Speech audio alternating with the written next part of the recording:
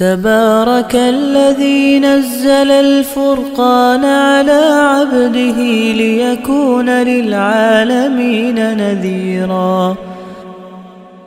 بسم اللہ الرحمن الرحیم۔ الحاقۃ ما الحاقہ۔ اب یہاں بھی آپ دیکھیے گا کہ اگرچہ ہم جو طویل مدنی مکی صورتیں ہیں ان میں تفصیل کے ساتھ پچھلے رسولوں کا تذکرہ پڑھ چکے ہیں اور ان کے عذابوں کا بھی تذکرہ پڑھ چکے ہیں، لیکن چند الفاظ میں، لیکن انہیں مور ہاریبل وے اس کی ڈسکرپشن آپ کو اس صورت کے اندر ملے گی۔ الحاقۃ ما الحاقہ، حقیقت سے ہے نا، حق کا حق ہو جانے والی۔ وما الحاقہ، کیا ہے وہ حق ہونے والی؟ وما ادراک ما الحاقہ، اور تم کیا سمجھے کہ وہ حق ہونے والی کیا ہے؟ یہ وہی مضمون ہے کہ جو سورہ واقعہ میں بھی آیا تھا لفظ کے فرق کے ساتھ، اذا وقعت الواقعۃ، جب واقع ہو جانے والی واقع ہو جائے گی، سچ مچ ہو جائے گی۔ کذبت ثمود وعاد بالقاریہ، جھٹلایا سمود اور عاد نے اس کھڑکھڑ ڈالنے والی کو۔ یہ قاریہ وہی لفظ ہے جو سورۃ القاریہ میں آگے آئے گا۔ فاما ثمود فاہلکوا بالطاغیہ، جہاں تک سمود کا تعلق ہے تو ہلاک کیے گئے خوفناک آواز سے۔ واما عاد، رہی قوم عاد، فاہلکوا برریح صرصر عاتیہ، وہ ہلاک کیے گئے ایک ایسی شدید طوفانی ہوا سے، سخرہا علیہم سبع لیال وثمانیۃ ایام، جو ان پر چلائی گئی طوفانی ہوا 20-25 منٹ چلتی ہے تو آپ کے شہر کے آدھے بل بورڈ بھی گر جاتے ہیں اور بہت سے درخت بھی گر جاتے ہیں۔ اور یہ ہوا کتنے دن چلائی گئی ان پر نوٹ کیجئے گا۔ سخرہا، مسلط رکھا اسے ان پر، سبع لیال، 7 راتیں، وثمانیۃ ایام، اور 8 دن تک۔ نتیجہ کیا نکلا؟ کأنہم اعجاز نخل خاویہ، تو وہ گر کر مڑے پڑے رہ گئے، ایسے جیسے پرانی کھجور کے خشک تنے ہوں۔ فہل تری لہم من باقیہ، کیا تم ان میں سے کسی کو بھی باقی دیکھتے ہو؟ وجاء فرعون ومن قبلہ والمؤتفکات بالخاطیہ، اور ارتکاب کیا فرعون نے اور اس سے پہلے لوگوں نے اور الٹی ہوئی بستیوں والوں نے، یعنی قوم لوط، خطائے عظیم کا۔ فعصوا رسول ربہم، اس طرح کے نافرمانی کی انہوں نے اپنے رب کے پیغمبر کی۔ فاخذہم اخذۃ رابیہ، تو پکڑا اللہ تعالیٰ نے ان کو انتہائی سختی کے ساتھ۔ انا لما طغى الماء حملناکم فی الجاریہ، یہ بھی ایک واقعہ ہے کہ جب ہم ہی نے طوفانی پانی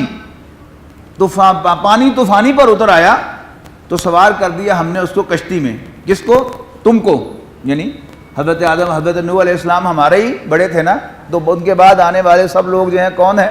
حضرت نوح کی اولاد ہیں۔ تب اس کو کہا جا رہا ہے انا لما طغى الماء حملناکم فی الجاریہ، جب پانی طوفانی حد تک پہنچ گیا تو ہم نے تمہیں سوار کر لیا ایک کشتی میں۔ لنجعلھا لکم تذکرۃ وتعیھا اذن واعیہ، تاکہ بنا دیں ہم تمہارے لیے اس کو ایک یادگار، اور یاد رکھیں اسے کان جو یاد رکھنے والے ہوں۔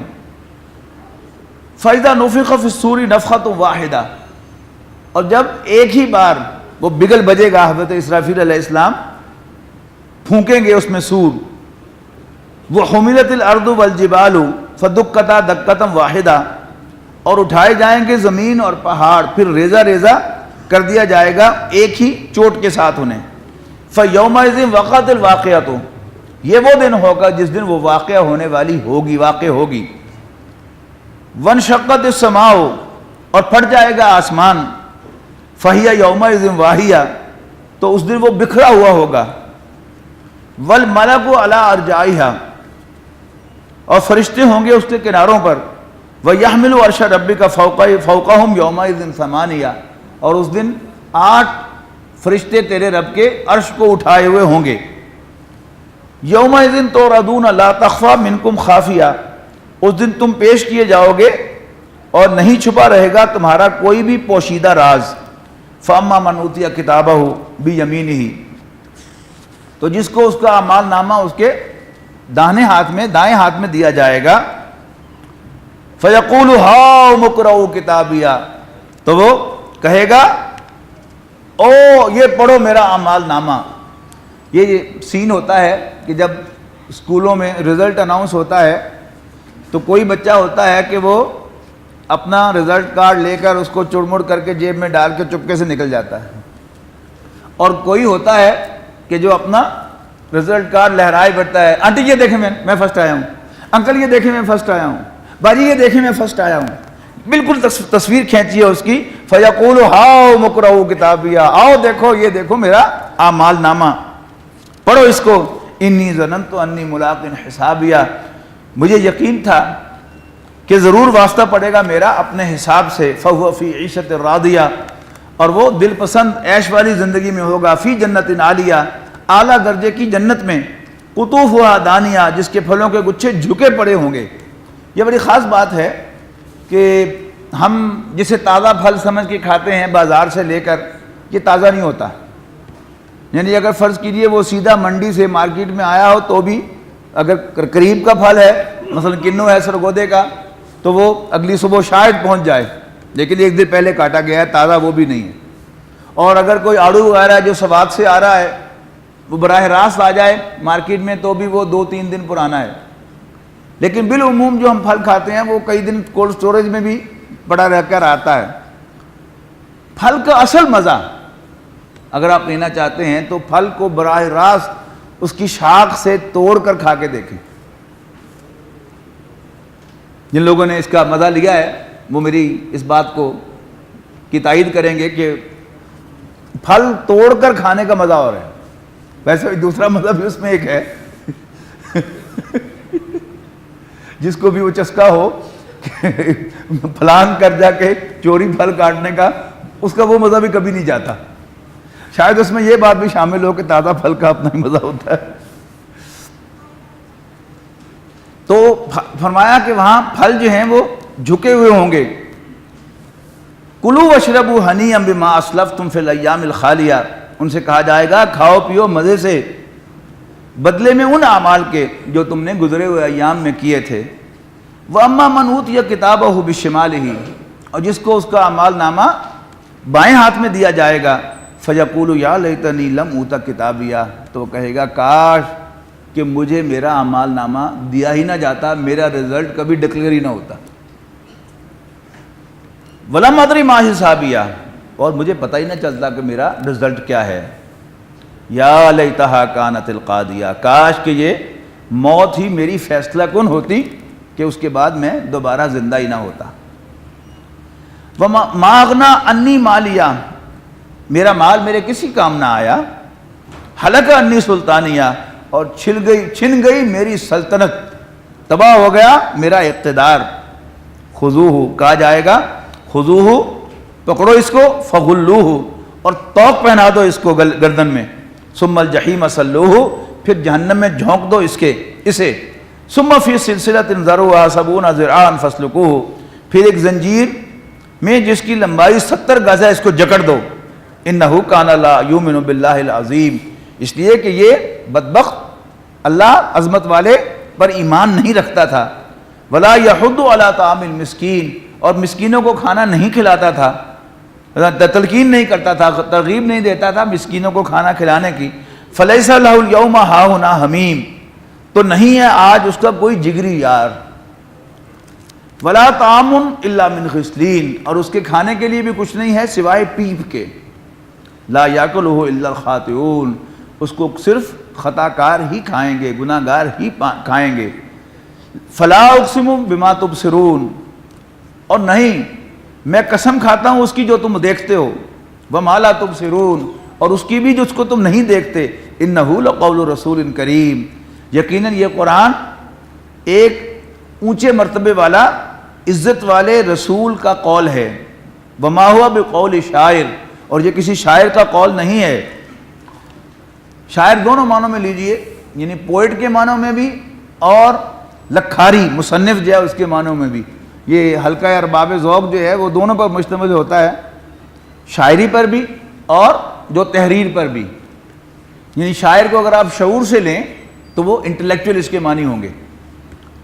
وما ہوا بقول شاعر، یہ کسی انٹلیکچوئل کی کریشن نہیں ہے۔ قلیلا ما تؤمنون، بہت کم تم مانتے ہو۔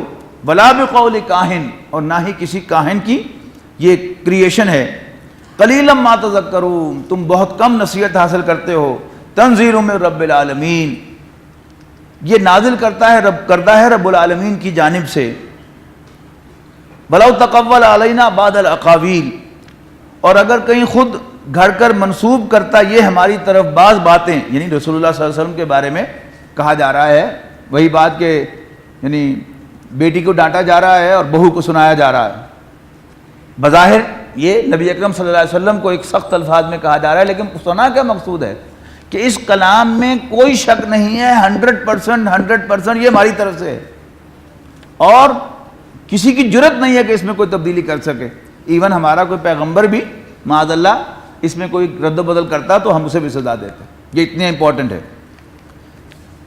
وَلَوْ تَقَوَّلَ عَلَيْنَا بَعْضَ الْأَقَاوِيلِ لَأَخَذْنَا مِنْهُ بِالْيَمِينِ، تو ہم ضرور پکڑتے اسے بڑی قوت کے ساتھ اس کے داہنے ہاتھ سے، ثُمَّ لَقَطَعْنَا مِنْهُ الْوَتِينَ، تو ہم اس کی بھی شارک کاٹ دیتے۔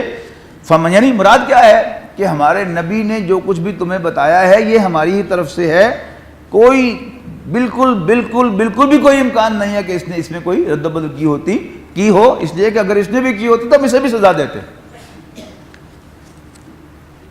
فما منکم من احد عنہ حاجزین، تو کوئی نہ ہوتا تم میں سے ہمیں روکنے والا اس کے خلاف ایکشن لینے سے۔ وَإِنَّهُ لَتَذْكِرَةٌ لِّلْمُتَّقِينَ، اور یقیناً یہ نصیحت ہے اللہ سے ڈرنے والوں کے لیے۔ وَإِنَّا لَنَعْلَمُ أَنَّ مِنكُم مُّكَذِّبِينَ، اور بے شک ہم خوب جانتے ہیں کہ تم میں جھٹلانے والے ہیں۔ وَإِنَّهُ لَحَسْرَةٌ عَلَى الْكَافِرِينَ، اور یقیناً یہ موجب حسرت ہے ان کافروں کے لیے۔ وَإِنَّهُ لَحَقُّ الْيَقِينِ، اور یقیناً یہ یقینی حق ہے۔ فَسَبِّحْ بِاسْمِ رَبِّكَ الْعَظِيمِ، تو تسبیح کر اپنے رب عظیم کے نام کی۔ بسم اللہ الرحمن الرحیم۔ اچھا، اب تمام صورتیں آپ دیکھیے گا چھوٹی چھوٹی صورتیں آ رہی ہیں۔ استاد مکرم محترم ڈاکٹر سہار احمد صاحب نے اس کے لیے ایک مثال دی تھی کہ جب پہاڑوں میں سے دریا نکلتا ہے تو اس کی چوڑائی کم ہوتی ہے اور اس کی رفتار تیز ہوتی ہے اور اس کی جوش و خروش اس میں بہت زیادہ ہوتا ہے، شور بہت زیادہ ہوتا ہے، لیکن جوں وہ میدانوں کی طرف جاتا ہے تو اس کا پارٹ جو ہے وہ چوڑا ہو جاتا ہے، اس کی رفتار کے اندر ٹھہراؤ آ جاتا ہے اور پھر وہ روانی کے ساتھ چلتا ہے بغیر کسی آواز کے اور بغیر کسی شور کے۔ تو یہ فرق ہے ابتدائی مکی صورتوں میں اور لیٹ مکی صورتوں اور باقی مدنی صورتوں کے اندر اسلوب کا، کہ ابتدائی مکی صورتوں میں چھوٹی آیتیں بہت جوش و خروش، اور اس کا جو آیات چھوٹی چھوٹی، اس کے بعد جا کے آیات بھی لمبی ہو جاتی ہیں، شور بھی کم ہو جاتا ہے اور چوڑائی بھی بڑھ جاتی ہے۔ بسم اللہ الرحمن الرحیم۔ سأل سائل بعذاب واقع،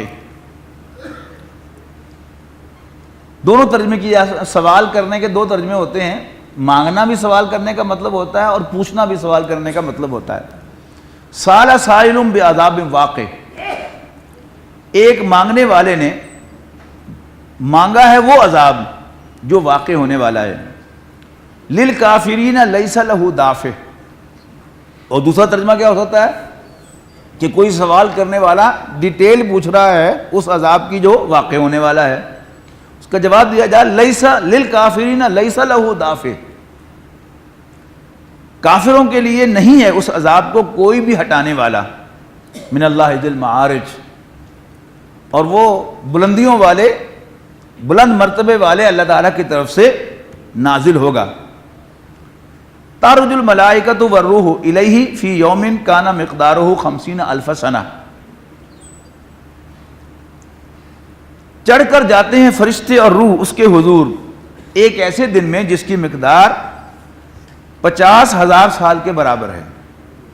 فاصبر صبرا جمیلا، تو اے نبی آپ بہت زیادہ اچھا صبر کریں۔ انہم یرونہ بعیدا، یقیناً یہ جو ٹاؤنٹنگ انداز میں آپ سے پوچھ رہے ہیں وہ اسے دور پاتے ہیں۔ انہم یرونہ بعیدا، یہ اسے دور دیکھتے ہیں۔ ونراہ قریبا، اور ہمارے لیے یہ بہت قریب ہے، ہم اسے قریب دیکھ رہے ہیں۔ یوم تکون السماء کالمہل، یہ عذاب واقع ہوگا اس دن جب ہو جائے گا آسمان تیل کی تلچھٹ کی مانند کے مانند، وَتَكُونُ الْجِبَالُ كَالْعِهْنِ، اور پہاڑ ہو جائیں گے رنگ برنگے رنگے ہوئے اور دھنے ہوئے اون کی مانند. وَلَا يُسْأَلُ حَمِيمٌ حَمِيمًا، اور کوئی جگری دوست اپنے دوست کا پرسان حال نہیں ہوگا. یعنی اس دنیا میں رہتے ہوئے ذرا بڑی آفت آتی ہے تو تھوڑا سا اس کا مظاہرہ ہوتا ہے، لیکن پھر بھی جو مخلص دوست ہوتے ہیں، a friend in need is a friend indeed, تو دنیا میں ہوتا ہے امکان اس کا کہ کوئی شخص جو ہے وہ مشکل وقت میں بھی آپ کے ساتھ رہے. لیکن قیامت کا وقت اتنا مشکل ہوگا کہ ولا یسأل حمیم حمیما، کہ کوئی جگری یار بھی اپنے جگری یار کا پرسان حال نہیں ہوگا. یبصرونہم، حالانکہ وہ ایک دوسرے کو دیکھ رہے ہوں گے. یود المجرم، مجرم خواہش کرے گا، اور اگلی صورت میں انشاءاللہ اگلے اس بارے میں ہم کل پڑھیں گے کہ جو قیامت کا نقشہ اللہ تعالیٰ کھینچتا ہے کہ جس دن قیامت آئے گی، یوم یفر المرء من اخیہ و امہ و ابیہ و صاحبتہ و بنیہ، کہ جس دن ہر انسان دور بھاگے گا اپنے بھائی سے، اپنی ماں سے، اپنے باپ سے، اپنی بیوی سے، اور یہاں تک کہ اپنے بیٹے سے. اور قرآن مجید کی ہر بات جو ہے وہ فصاحت و بلاغت کا بھی معراج تو ہوتی ہے، مطابق واقعہ بھی ہوتی ہے. یعنی کس ترتیب سے ذکر کیا ہے. اس دنیا میں رہتے ہوئے سب سے پہلے بھائیوں کے درمیان بٹوارا ہوتا ہے، پھر بیوی کے پیچھے لگ کے انسان ماں کو ڈسون کرتا ہے، پھر باپ کو ڈسون کرتا ہے، اور پھر میاں بیوی میں بھی لڑائی ہوتی ہے، اور بیٹے کو اون کرتا ہے اور بیوی سے بچہ لینا چاہتا ہے. قیامت کے دن کیا ہوگا؟ سب سے دور بھاگے گا، یہاں تک کہ اپنے بیٹے سے بھی دور بھاگے گا. اور دوسرا مقام بھی آنے والا ہے کہ جس دن کہے گا کہ میرا سب کچھ لے لو، میری ماں کو، میرے باپ کو، میرے بیٹے کو، میرے رشتہ داروں کو لے لو، اور سب کو جہنم میں ڈال دو، مجھے خلاصی دے دو جہنم سے. وَلَا يَسْأَلُ حَمِيمٌ حَمِيمًا يُبَصَّرُونَهُمْ یود المجرم لو یفتدی من عذاب یومئذ ببنیہ وصاحبتہ وأخیہ وفصیلتہ التی تؤویہ ومن فی الارض جمیعا. اس دن مجرم خواہش کرے گا کاش وہ فدیے میں دے دے اس دن کے عذاب سے بچنے کے لیے اپنی اولاد کو، اپنے بیٹے کو، اپنی بیوی کو، اپنے بھائی کو، اور اپنے قریب ترین رشتہ داروں کو. التی تؤویہ، جو انہیں پناہ دیا کرتا تھا، اس کا خاندان اور قبیلہ، اس کو بھی دے دے. ومن فی الارض جمیعا، اور زمین میں رہنے والے سب کو دے دے فدیے میں. ثم ینجیہ، پھر کسی طرح اسے نجات مل جائے. کلا نووے انہا لظا، حقیقت یہ ہے تو وہ تو ایک بھڑکتی ہوئی آگ کی لپٹ ہوگی. نزات للشوا، جو جلا کر رکھ دے گی، بھون کر رکھ دے گی انسان کے گوشت پوست اور جلد کو. تدعو، وہ پکار پکار کر بلائے گا. من ادبر وتولا، ہر اس شخص کو جس نے پیٹھ پھیری اور منہ موڑا اس ہدایت سے. وجمع فعوا، اور اس نے مال جمع کیا اور اسے سنبھال کر رکھا. ان الانسان خلق ہلوعا، یقیناً انسان بڑا تھردلا واقع ہوا ہے. اذا مسہ الشر جزوعا، جب اس کو تکلیف پہنچتی ہے تو شور مچاتا ہے، جزا فضا کرتا ہے، مارا گیا، لٹیا گیا. وَإِذَا مَسَّهُ الْخَيْرُ مَنُوعًا، اور جب اس کو خیر ملتا ہے، مال آتا ہے تو روک کے رکھتا ہے، کنجوسی کرتا ہے، دوسروں پر خرچ نہیں کرتا. إِلَّا الْمُصَلِّينَ، سوائے نمازیوں کے. الَّذِينَ هُمْ عَلَىٰ صَلَاتِهِمْ دائمون، وہ نمازی کے جو اپنی نماز پر ہمیشہ قائم رہتے ہیں اور سیزنل نمازیں نہیں پڑھتے کہ خاص ایونٹ آیا تو نماز پڑھی، رمضان کا مہینہ آیا تو نماز پڑھی، چاند رمضان کا دیکھا تو ٹوپی سر پہ رکھ لی اور مسجد میں پہنچ گئے اور جب عید کا چاند نظر آیا تو پھر مسجد کو اپنا چہرہ نہیں دکھایا، نہ مسجد کا چہرہ دیکھا. ایسی نمازیں نہیں. الذین ھم علی صلاتہم دائمون، جو اپنی نمازوں پر دوام اختیار کرتے ہیں، پابندی کرنے والے ہیں. والذین فی اموالہم حق معلوم، اور ان کے مالوں میں ایک متعین حق ہوتا ہے، للسائل والمحروم، سائل کا بھی اور محروم کا بھی. محروم ہیو ناٹ، تنگ دست.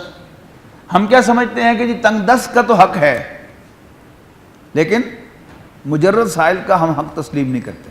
بڑے بڑے دلائل ہیں ہمارے پاس کہ یہ کرتے ہیں، یہ کرتے ہیں، یہ پروفیشنل ہیں، پیشہ ور ہیں، لیکن قرآن مجید کہہ رہا ہے کہ سائل کا حق ہے. تو یا تو ہم اپنا اختیار جو ہے وہ حق اور باطل کا اپنے ہاتھ میں لے لیں اور اللہ تعالیٰ کو معزول کر دیں اس سے کہ اس کا حق نہیں ہے کہ وہ طے کرے کون حقدار ہے کون حقدار نہیں ہے، یا پھر اللہ تعالیٰ کا جو فیصلہ مان لیں کہ سائل کو بھی حقدار مانیں. نبی اکرم صلی اللہ علیہ وسلم نے فرمایا کہ سائل سفید گھوڑے پر، اگر میں آج باہمحور ترجمہ کروں تو سفید لینڈ کروزر پر سوار ہو کر بھی آئے تو بھی اس کو خالی ہاتھ نہ لوٹاؤ. یہ ہے فیصلہ اللہ تعالیٰ کا اور اس کے پیغمبر صلی اللہ علیہ وسلم کا. اور یہ اصل میں ایک امتحان ہے ہمارا. دیکھیے قیامت کے دن میں اللہ کی عدالت میں پیش ہوں گا تو میں مغفرت کا سوال کر رہا ہوں گا، اس کا سائل ہوں گا کس کا؟ بخشش کا، کہ اللہ مجھے معاف کر دے، جبکہ میں نے گناہ تو کیے ہوئے ہیں، بڑے بڑے آفینس کیے ہوئے ہیں. تو پھر میں کس منہ سے مانگ رہا ہوں؟ حق کا تقاضا کیا ہے؟ عدل و انصاف کا تقاضا کیا ہے کہ مجھے سزا ملنی چاہیے. تو اگر ہم اللہ تعالیٰ کے اس کے فیصلے کو تسلیم کریں گے تو پھر اللہ تعالیٰ ہمارے لیے بھی گنجائش یقیناً پیدا کرے گا کہ جب ہم جھوٹے سائل بن کے جائیں، انڈیزرونگ سائل بن کے جائیں، تو بھی اللہ تعالیٰ ہمیں خیر ڈال دے، ہمارا سوال جو ہے وہ پورا کر دے اور ہمیں بخش دے. پھر ہمیں کیا چاہیے؟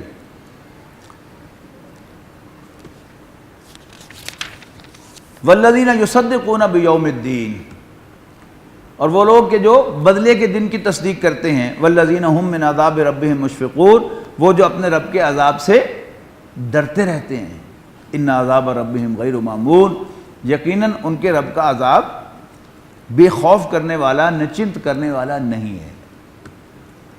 اب یہ جو سیکولر ورلڈ ہے اس نے ہر وہ کام کیا ہے جس سے اسلام کے نظریات کی بالکل بےکنی ہو جائے.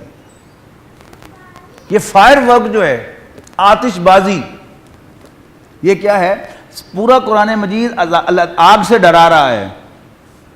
اور آتش بازی کا مطلب کہ آگ سے کھیلنا، تاکہ وہ آگ کا خوف جو ہے وہ کسی طرح کم ہو جائے.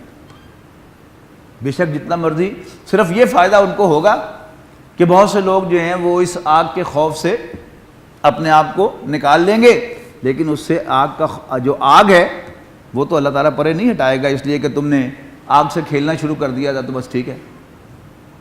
تو یہ آتش بازی جو ہے یہ بھی ایک سازش ہے کہ قرآن مجید ڈرائے آگ سے اور قرآن مجید پڑھنے والوں کے دل سے آگ کا خوف نکل جائے.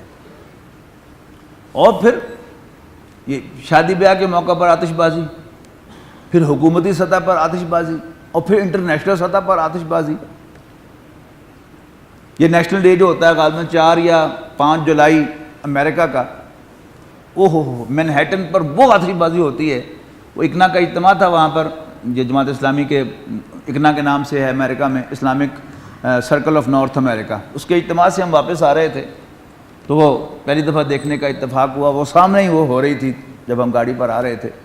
تو میں سمجھتا ہوں کہ شاید وہ کروڑوں ڈالر جو ہے اس پر ضائع کرتے ہوں گے اس آتش بازی پر. کئی رنگ ہیں اور کئی اس کے انداز ہیں.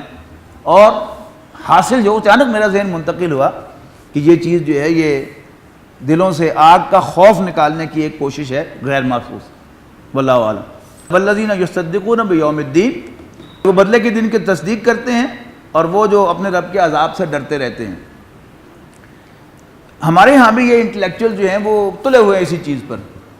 حضرت رابعہ بصریہ رحمہ اللہ ایک اللہ کی نیک بندی تھیں، ان سے بہت سی روایات منقول ہیں. یہ روایات آج تک کسی انٹلیکچوئل نے نہیں سنائی کہ ایک مرتبہ وہ کھانا کھانے لگیں تو کوئی سوالی آ گیا مانگنے والا، اس نے کہا جی میں بھوکا ہوں، مجھے کچھ کھانے کو دیں۔ ان کے پاس 2 روٹیاں تھیں، جس شکل میں بھی اس وقت روٹیاں ہوتی ہوں گی وہ انہوں نے اس کو دے دی۔ تھوڑی دیر کے بعد دروازے پر دستک ہوئی، تو انہوں نے پوچھا کون ہے؟ انہوں نے کہا جی مائی صاحب یہ فلاں صاحب نے آپ کے لیے کھانا بھیجا ہے۔ انہوں نے کہا ٹھہر جاؤ۔ انہوں نے کھانا لے کر اس کو گنا تو روٹیاں تھیں 18۔ انہوں نے کہا واپس لے جاؤ۔ انہوں نے کہا کہ کیوں؟ انہوں نے کہا یہ میرا کھانا نہیں ہے۔ اس نے کہا کہ جی آپ ہی کے لیے بھیجا ہے، مجھے پکا پتا ہے کہ میں جو کہہ رہی ہوں میرا کھانا نہیں ہے۔ اس نے کہا جی آپ کیسے کہہ رہی ہیں کہ آپ کا کھانا نہیں ہے؟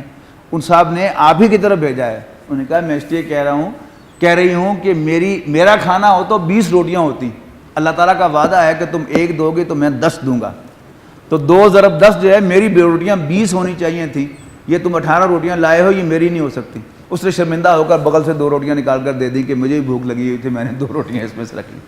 یہ ہے یقین کی بات۔ اب وہ دوسری بات جو ہے جو اس یعنی کام کے لیے استعمال کرتے ہیں، وہ حضرت رابعہ بصریہ کا وہ ایک قول کہ ایک مرتبہ وہ ہاتھ میں چراغ لے کر اور ایک ہاتھ میں بالٹی لے کر نکلی، تو پوچھا رہی اماں جی کدھر چلے ہو؟ انہوں نے کہا جی میں جہنم کو بجھانے کے لیے اور جنت کو آگ لگانے کے لیے جا رہی ہوں معاذ اللہ، اس لیے کہ لوگ جو ہیں وہ جنت کے لالچ میں اور جہنم سے ڈر سے عبادت کرتے ہیں، اصل میں عبادت جو ہے وہ اللہ تعالیٰ کی محبت کے تحت ہونی چاہیے۔ یعنی کسی خاص کی کیفیت میں انہوں نے کہہ بھی دیا ہو، لیکن اب جو پہلی مثال ہے وہ قرآن مجید کے عین مطابق ہے کہ 1 پر میں 10 دوں گا، لیکن یہ جو ہے یہ رسول اللہ صلی اللہ علیہ وسلم کی اور قرآن مجید کی آیت کے خلاف ہے۔ قرآن مجید تعریف کر رہا ہے ان لوگوں کی کہ جو اللہ تعالیٰ کے عذاب سے ڈرتے رہتے ہیں، اور نبی اکرم صلی اللہ علیہ وسلم جن سے بڑھ کر متقی کوئی نہیں، جن سے بڑھ کر اللہ تعالیٰ سے پیار کرنے والا نہ ہے، نہ ہوگا، نہ کبھی ہو سکتا ہے۔